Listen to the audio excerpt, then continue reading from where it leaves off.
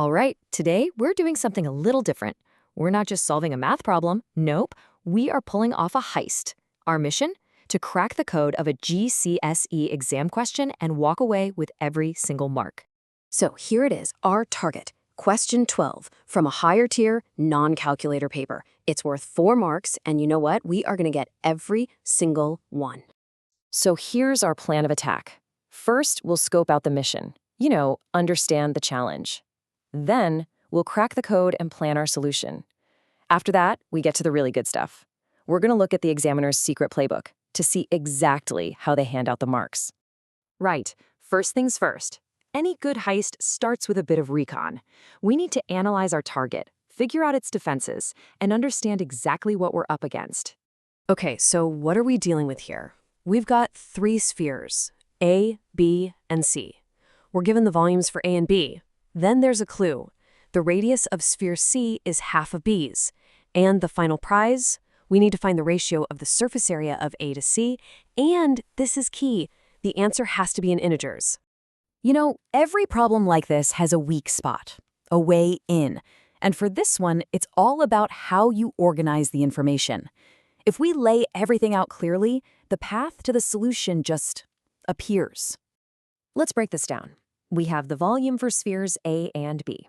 That's our entry point. We can use that to figure out the ratio of their radii. Then we know C's radius is tied to B's, so the path is clear, right? Go from volumes to the radii ratio, and then from that radii ratio, we can get to the surface area ratio they're asking for.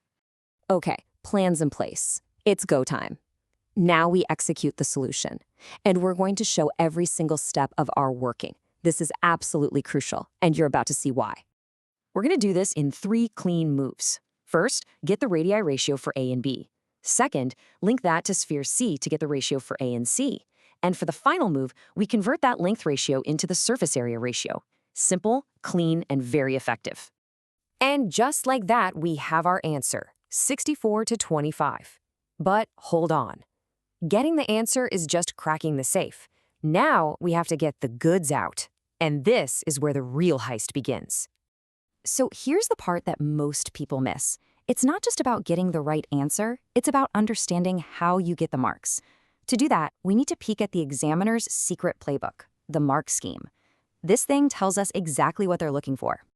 Now listen to this. This is pure gold, straight from the marking guidance. It basically says, even if you mess up the final answer, the examiner has to go back through your working and give you credit for what you did right.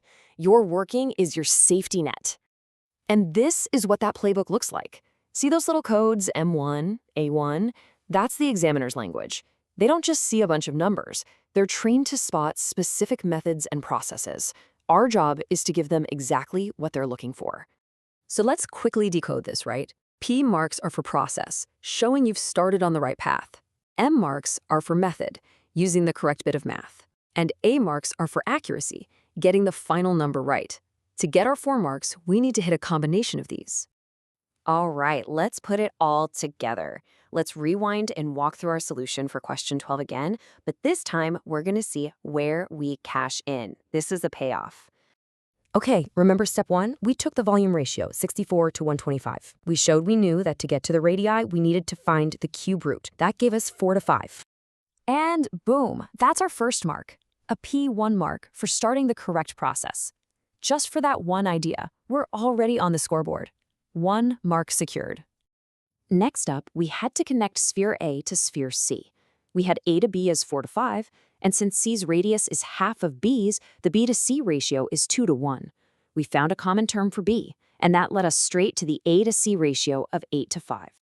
And that's our second mark in the bag, another P1. Why? Because we've shown a complete process to link the 2 spheres we care about, A and C.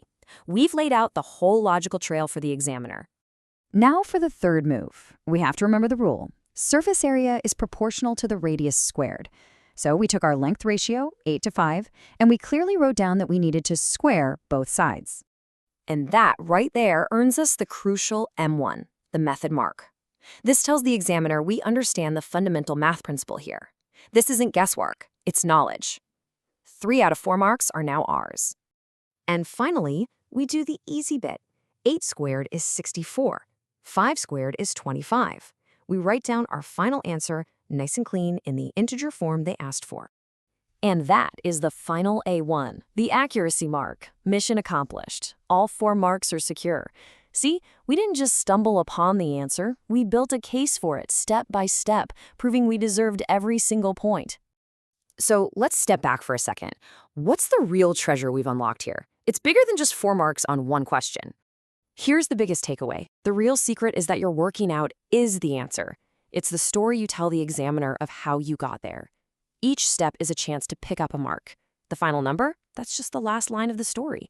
So show your thinking, learn the playbook, and you can walk out of any exam knowing you secured every last point you deserved.